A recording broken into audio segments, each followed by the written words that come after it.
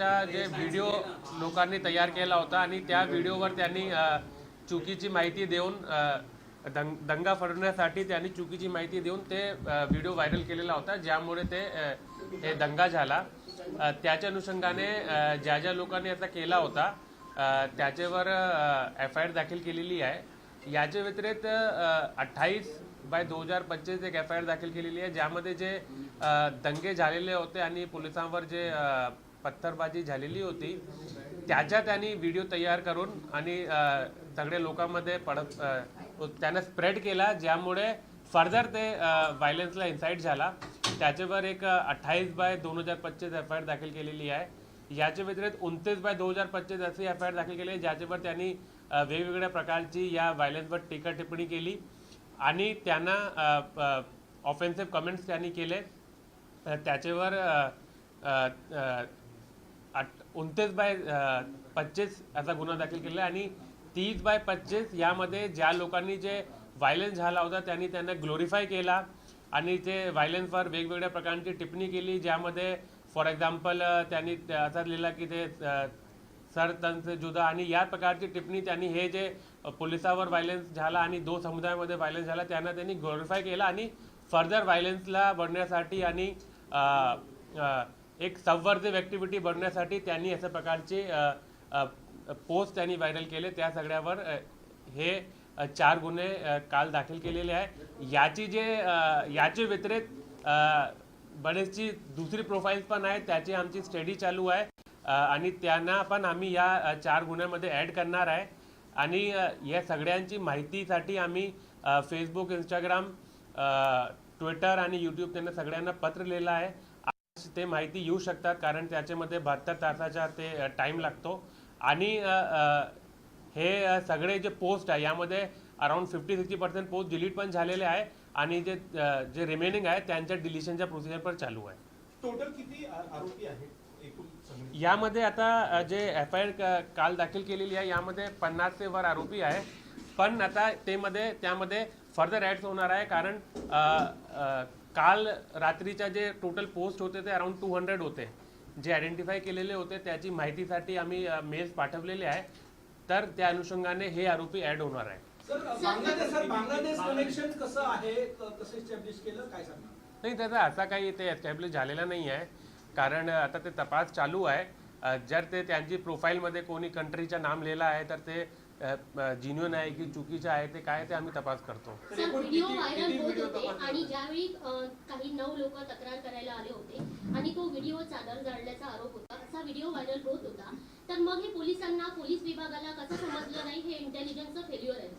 नाही, ते व्हिडिओ जे व्हायरल होत होता ते व्हिडिओला डाऊन करण्यासाठी ते टाईम लागतो आणि त्याची इन्फॉर्मेशन घेण्यासाठी पण टाईम लागतो कारण आता पण जे सगळे व्हिडिओ ते आम्ही पाठवलेले आहे फेसबुकला आणि इंस्टाग्रामला आणि जे X आणि यूट्यूबला, त्याची माहिती आतापर्यंत आलेली नाही आहे आणि त्या जे व्हिडिओ होता त्या व्हिडिओमध्ये ते कोणती चादर होती त्याच्यासाठी हे सायबर पोलीस स्टेशनच्या त्यामध्ये ते माहिती येत नाही आहे, पण हे जे व्हिडिओ त्यांनी तयार केला आणि त्या व्हिडिओ तयार करून त्यांनी स्प्रेड केला आणि त्यांच्या जे हे स्प्रेड करण्यासाठी आणि त्याच्यानंतर जे व्हायलन्स झाला त्यामुळे FIR दाखल झालेली आहे। पण त्यांनी जे व्हिडिओ तयार केला आणि त्यांनी जे सोशल मीडियावर स्प्रेड केला, कारण सोशल मीडिया म्हणजे फक्त फेसबुक, इंस्टाग्राम, ट्विटर आणि यूट्यूब नाही आहे, ते मोठा एक व्हॉट्सॲप आहे आणि व्हॉट्सॲपमध्ये मॉनिटरिंग करणं काही एवढा सोपा काम नाही आहे। ते स्प्रेड होतात, ते प्रायव्हेट ग्रुप्स आहे, प्रायव्हेट चॅट ग्रुप्स आहे, त्यांचे ब्रॉडकास्ट ग्रुप्स आहे, ते स्प्रेड होतात, नंतर त्यांच्या मोबाईलवरून ते डिलीट करण्याची प्रक्रिया आहे, तर ते असं नाही आहे। व्हिडिओ नागपूरचेच आहे की त्यात ओरिजिनेटेड काही दुसऱ्या देशातलं पण आहे, त्या कंट्रीचं नाव काय? नाही, हे प्रोफाईल्स सगळे आहे, आम्ही तुम्हाला प्रेस नोटमध्ये देतो, पण जे हे आहे ऑरिजिनेट तर नागपूरमधून झालेले आहे, जे ऑरिजिनेट झालेले आहे, नंतर ते काही बाहेरचे लोक पण आहेत त्यांनी जे शेअर केलेलं आहे आणि त्यामध्ये काही लोक असे पण आहे ज्यांनी हे व्हायलन्सला ग्लोरिफाय केलेलं आहे, जे ते प्रोफाईल वगैरे सगळे आहे यामध्ये, आम्ही त्याची माहिती घेतो। देशांतर्गत आहे की विदेशात, बाहेरच्या देशातले ते आम्ही कसं सांगू शकता जेव्हा त्यांची इन्फॉर्मेशन येणार नाही, पण ते नागपूरचं नाही आहे, त्यांच्या प्रोफाईलमध्ये असं ते लिहू शकतात की ते बांगलादेश आहे की किंवा हे कंट्री आहे, पण त्यांना व्हेरीफाय करण्याची हे गरज आहे. फहीम खाननं ज्या सर इकडे बघा, समोर बघा. फहीम खानच्या फेसबुकमध्ये खूप सारे वादग्रस्त कंटेंट सापडलेले आहे. बांगलादेश आणि इतर ज्या ठिकाणाहून काही पेजेस चालवले आहे आणि त्या ठिकाणी मजकूर जो आहे अतिरेकी सारखा मजकूर आहे, जिहादी सारखा मजकूर आहे, असे किती पेजेस तुम्ही ब्लॉक केलेले आहे ज्यामध्ये देशाविरुद्ध कृती सगळे पेजेस जे आहेत ज्याच्यावर आम्ही त्यांना आम्ही आयडेंटिफाय केलेले आहे ते 17 तारीख, 18 तारीख, 19 तारीख आणि आता 20 तारीख झालेली आहे.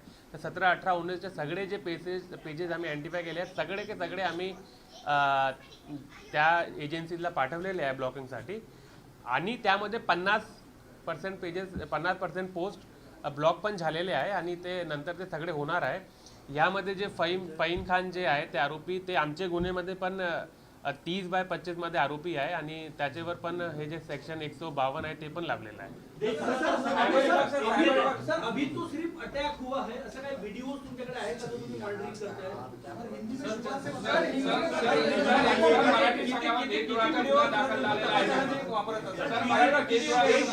देशद्रोह का चार्ज डाला गया है क्या? इंटरनेशनल कोई कॉन्स्पिरेसी आपको दिखती है क्या इसमें? अभी तक आपकी इन्वेस्टिगेशन में कुछ आया है? जो देशद्रोह का जो चार्ज डाला गया है वो गुना नंबर 30/25 में डाला गया है, जिसके अंतर्गत जो वायलेंस हुआ पुलिस के खिलाफ में जो पत्थरबाजी हुई उसको ग्लोरीफाई किया गया है. उसके साथ में ऐसे कमेंट डाले गए हैं, उसमें जो कैप्शन डाला गया है अल्लाह अकबर और सर तन से जुदा, ये उस वायलेंस को ग्लोरीफाई करने के लिए और बढ़ाने के लिए और जिसको हम लोग बोलेंगे कि आर्म्ड अग्रेशन को बढ़ाने के लिए और सबवर्सिव एक्टिविटी को बढ़ाने के लिए वो उस प्रकार के पोस्ट डाले गए हैं. उस वाले उन लोगों के ऊपर केवल ये देशद्रोह का कलम लगाया गया. हाँ, देशद्रोह का जो कलम जो लगाया गया है वो 30/25 में लगाया गया है, जिसमें अभी 6 आरोपी हमने उसमें लिखे हैं. उसमें फहीम खान भी है और उसमें और भी आरोपी अभी ऐड होंगे. सर ये सिर्फ ट्रेलर था, पिक्चर अभी बाकी है, ये भी क्या बयान आया आईपी एड्रेस बांग्लादेश से मिला नहीं? बांग्लादेश का कनेक्शन अभी हम लोग स्टडी कर रहे हैं. ऐसे किसी के प्रोफाइल में बांग्लादेश लिखने से हम लोग इस प्रकार का मैं उसमें कमेंट नहीं कर पाऊंगा. अच्छा सर, एक वीडियो जो बनाया गया था इसके ऊपर देशद्रोह का गुना रजिस्टर हुआ है. 6 लोग हैं अभी तक, उसमें और ऐड होंगे. इंटरनेशनल कॉन्स्पिरेसी कोई दिखाई दे रही है क्या? टेरर लिंक कुछ अभी तक आपको पता चला है क्या इसमें? देखिए हमने सेक्शन 152 तो लगाया ही लगाया है, लेकिन इंटरनेशनल कॉन्स्पिरेसी उसमें है या नहीं उस पर मैं अभी टिप्पणी नहीं कर पाऊँ, क्योंकि कल रात में जाके FIR दाखिल हुई है और उस FIR का भी तपास होगा और तपास में जल्दी ही वो सब चीजें निष्पन्न हो जाएंगी. इसमें ATS जांच करना, NIA भी जांच कर सकती है इस मामले की. सर NIA भी जांच नहीं, अभी कर फहीम खान तो गिरफ्तार है तो उसका हम लोग प्रोटेक्शन वारंट ले लेंगे. सर NIA भी जांच कर सकती है. कितने नामजद आरोपी हैं? NIA जांच कर सकती है. कितने नामजद आरोपी हैं? टोटल कितने FIR रजिस्टर हुए? 4 FIR दाखिल हुए जिसमें 50 के ऊपर अभी तक आरोपी हैं, लेकिन और भी प्रोफाइल स्टडी करके वो आरोपी बढ़ाए जाएंगे. फंडिंग वगैरह की बात भी हुई है कि कुछ सोशल मीडिया के माध्यम से कहीं चैट में आपको नजर आएगा? नहीं, फंडिंग के बारे में अभी नजर नहीं आया है. सर इसकी NIA जांच कर सकती है क्या इस प्रकरण की? उसके ऊपर निर्णय देखिए वो केंद्र सरकार लेगी, ATS का निर्णय राज्य सरकार लेगी. हमारे पास जो है वो हम जो तपास कर रहे हैं उतनी जानकारी रहेगी. सर विश्व हिंदू परिषद का जो वीडियो था उसके समान ही वीडियो बना के इसने वायरल किया था फहीम खान ने? हाँ, उन्होंने किया था, उसने किया था और भी लोगों ने किया था. इसमें 2 प्रकार के लोग हैं. जो एक जो 27/25 है जिसमें वो जो वीडियो था उसको स्प्रेड करके उसको मॉडिफाई करके स्प्रेड किया गया था, वो 27/25 में. 30/25 में वो लोग हैं जिन्होंने वायलेंस वाली वीडियो को स्प्रेड करके और फर्दर वायलेंस फैलाने के लिए अपील किया था. ऐसे लोग 30/25 में लिया. जिन्होंने पुराना जो औरंगजेब वाला वीडियो था उसको स्प्रेड करके कहीं ना कहीं उन्होंने वायलेंस बढ़ाया, उसको हमने उस पर देशद्रोह का कलम नहीं लगाया. देशद्रोह वाला उसमें लगाया जिसमें वायलेंस वाले वीडियो को स्प्रेड करके और फर्दर वायलेंस करने के लिए अपील की थी, उसमें लगाया. पूरे मामले में मास्टरमाइंड कह सकते हैं, उसी ने इनिशिएट किया ये पूरा? नहीं, उसमें मास्टरमाइंड है कि नहीं ये तो नहीं कह सकते, लेकिन उसमें वन ऑफ द मास्टरमाइंड बोल सकते हैं, लेकिन उसमें और भी इसमें तपास में अभी चालू है निकालना। ये क्या लगता है आपको सेंट्रल एजेंसी भी इसमें इन्वॉल्व हो सकती है, क्योंकि पूरे देश भर के दिख रहा है इसमें इन्वॉल्वमेंट? वो तो सेंट्रल गवर्नमेंट का डिसीजन है, वो सेंट्रल गवर्नमेंट उसका डिसीजन लेगी। सर फहीम खान के अलावा और कौन कौन से लोग हैं ऐसे जिन्होंने ग्रुप को इनवाइट किया या बुलाया या देखिए, उसमें मैं आपको ये बताना चाहता हूँ कि साइबर के क्राइम में यही डिफिकल्टी एक आती है कि जो एनोनिमस अकाउंट्स होते हैं, अलग अलग आईडी से होते हैं, इसकी सबकी जानकारी हमने मांगी है। जैसे ही जानकारी आएगी आज शाम तक या कल तक उन सबके नाम भी सामने आ जाएंगे। फहीम खान के सोशल अकाउंट पे कुछ आक्षेपार्ह पोस्ट मिले हैं उसके अकाउंट में, क्या मिले, क्या मिले? आक्षेपार्ह पोस्ट मिले हैं, वायलेंस वाले पोस्ट मिले हैं, और ये उसमें जो पोस्ट मिले हैं उसकी वजह से ये घटना हुई है और क्या कहते हैं बड़ी है, ये इसमें कहा जा सकता है। क्या छावा फिल्म के बाद इस तरीके के पोस्ट ज्यादा किए गए क्या औरंगजेब को ग्लोरीफाई करने पे, या जिस तरीके से सरतन से जुदा जैसे उसको ग्लोरीफाई किया गया क्या उस फिल्म के बाद? नहीं, छावा मूवी से जुड़ा हुआ कोई भी हमारा एफआईआर में कंटेंट नहीं है। हमारा जो भी एफआईआर में कंटेंट है, पहला एफआईआर में कंटेंट है कि जो उस दिन प्रोटेस्ट हुआ, प्रोटेस्ट वाली वीडियो को जो कट करके जो वायरल किया गया और उसके बाद से जो वायलेंस हुआ, वो पहला हमारे इसमें है। और दूसरे में है जो वायलेंस हुआ, वायलेंस वाले वीडियो को स्प्रेड करके फर्दर वायलेंस हुआ, वो सेकंड वाले में है। तीसरे में है जो ऑफेंसिव कमेंट्स वगैरह किए गए इससे जुड़े हुए। चौथे में है जो वायलेंस को ग्लोरीफाई किया गया और फर्दर वायलेंस करने के लिए अपील किया गया। ऐसे प्रकार के 4 हमारे इसमें है। उस पार्टी के अध्यक्ष और दूसरे कार्यकर्ता ये कह रहे हैं कि फहीम सही था और उसको जानबूझकर अरेस्ट किया गया है, तो क्या उनके पार्टी के अलग अलग नेता कार्यकर्ता जो भी उससे जुड़े लोग थे, उन सबको भी इन्वेस्टिगेशन या उनसे जुड़े जो अकाउंट्स हैं उन सबको वेरीफाई और देखिए, इसमें 2 प्रकार की चीज़ें हैं। पहला तो ये फहीम खान जो एक्चुअल में जो वायलेंस हुआ है उसमें अरेस्ट है, और उसके बाद यहाँ पर जो है कि उसने जो कॉन्स्पिरेसी की है, जो सोशल मीडिया पे पोस्ट डाले जिसकी वजह से लोग सब उससे जुड़ गए और बाहर आ गए, तो वो हमने जो प्राइमरी फेस ही दिख रहा है कि ऐसा हुआ है। अब इसमें क्या है कि वो बाकी लोगों का क्या इन्वॉल्वमेंट है और जो उसको सपोर्ट कर रहे हैं कि वो सही बोल रहे हैं, तो वो तो ऑफकोर्स उसको क्या कहते हैं डिफेंड करने वाले लोग रहेंगे ही। लेकिन यहाँ पर जो बेसिकली जो हमने मॉनिटर किया सोशल मीडिया में जो दिख रहा है, उसके हिसाब से ये समझ में आ रहा है कि मिस इन्फॉर्मेशन पहले टप्पे में फैलाई गई। मिस इन्फॉर्मेशन फैलाने के बाद कुछ उसके वायलेंस के वीडियोस निकाले गए, उससे फर्दर वायलेंस बढ़ाया गया। और चौथा जो मैंने जैसा आपको बताया कि वायलेंस को ग्लोरीफाई किया गया, और वो जो चौथा वाला है उसमें बाहर के भी, नागपुर के बाहर के भी लोग हैं जिन्होंने वायलेंस को ग्लोरीफाई किया, और एक तरीके से उन्होंने ये कोशिश की कि ये फर्दर वायलेंस हो और स्टेट के खिलाफ में लोग इस तरीके से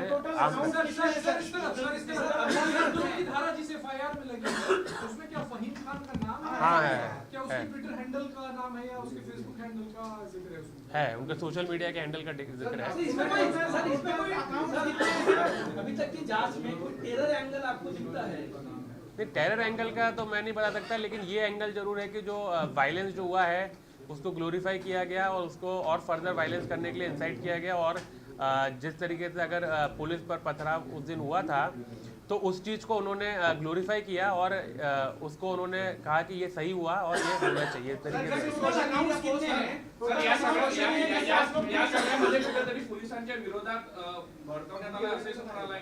असाही तर ते गुन्हा नंबर 30/25 तेच आहे, ज्यामध्ये त्यांनी पोलिसांच्या विरोधात जे पोलीस आणि स्टेटच्या विरोधात जे व्हायलन्स केला होता त्यांना त्यांनी ग्लोरीफाय केला आहे आणि नंतर ग्लोरीफाय करून ते त्यांना अपील केलं की ते परत झाला पाहिजे।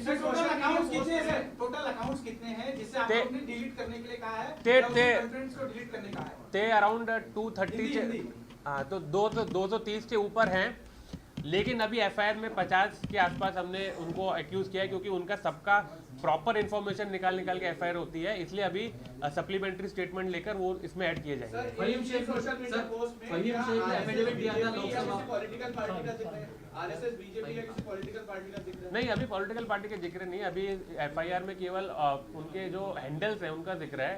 हैंडल्स के थ्रू उसका इन्फॉर्मेशन निकलेगा, फिर उसके बाद इन्वेस्टिगेशन में पता चलेगा कि वो किससे कनेक्टेड है। एफिडेविट दिया था मालेगावच्या राजकीय नेत्याच्या संपर्कात होता काही पुढे आला का तपासात? क्या चीज? फहीम खान मालेगावच्या एका राजकीय नेत्याच्या संपर्कात होता। तो ये हमारे इसमें अभी नहीं आया है। फहीम खान ने सर एफिडेविट दिया था समोर औरंगजेब जिंदाबादचे नारे लावले, तो व्हिडिओ तुम्ही पडताळणी केला का? त्याच्यामध्ये कितपत सत्य?